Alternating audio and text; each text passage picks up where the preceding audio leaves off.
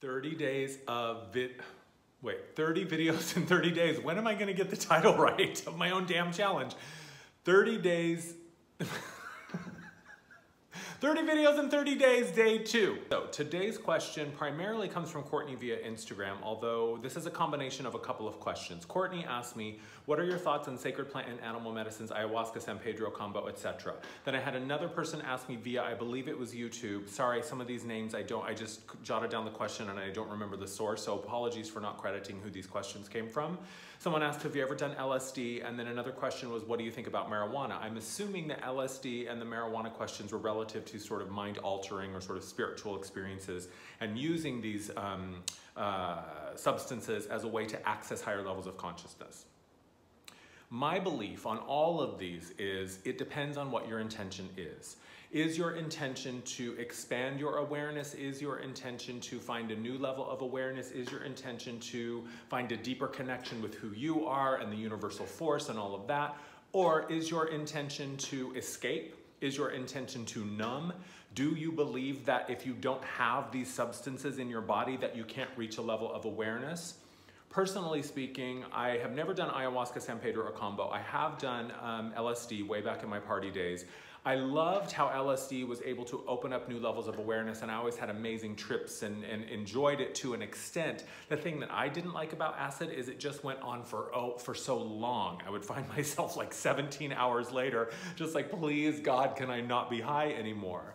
Relative to marijuana, I love pot. I love being stoned. I love smoking weed, and there were times in my life where I was a big old stoner. However, personally, I have chosen to give up smoking weed only because I was using it to numb. I was using it to sort of soothe in a way that wasn't really healthy. And it had moved from something that was a substance that I used to open my mind or open up new levels of awareness or use it to sort of remove the firewall of the conscious mind. And it morphed into, at some point, something that I was just kind of using as a crutch. So my thoughts on any sort of external substance that we are consuming, no matter how sacred or how much history it has around it, and I honor all of the lineage and the heritage around things like ayahuasca and sacred plant medicines.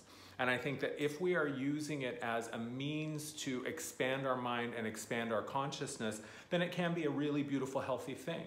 I think that when we begin to use it to numb or to soothe or to escape or to avoid, that's when we start to need to look at our intentions. Or if we think that maybe if we don't have this substance in our body or in our system, that we can't access levels of awareness.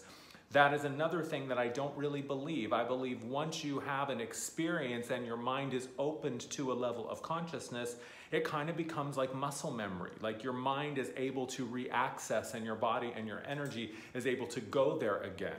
So my answer to that is it depends on what your intention is, and it depends on where, if you are being really honest with yourself about why you are using it. I also, as an aside, you know, I'm a little conflicted around the whole ayahuasca craze, not because I think there's something wrong with ayahuasca, but I think a lot of people think like, oh, all I gotta do is go to the jungle somewhere or find some shaman or shamanista, some self-appointed shaman, which don't even get me started on that, all I have to do is drink this substance or ingest this substance or smoke this substance, and then suddenly I'm spiritually enlightened and spiritually awakened. That's not how it works at all. There is nothing out there that allows you to bypass doing your own work. And if you're using these substances to open your awareness, to show you where you have work to do, or to show you where you can find within yourself a deeper understanding of your truth and who and what you really are, then go for it. But if you're thinking that it's like a magical bypass and it's sort of like the golden ticket to just be suddenly spiritually awakened and now I'm a guru or a shaman because I did ayahuasca in the jungle somewhere, not so sure that that's the truth. Ultimately, you've got to decide what your relationship is with it and if it's healthy for you. And you've got to be honest with yourself, because only you know what truth feels like. Thank you for the question, Courtney. Thank you for the questions about LSD and marijuana, whoever you were that sent them to me. Again, apologies, I don't remember. See you on day number 3.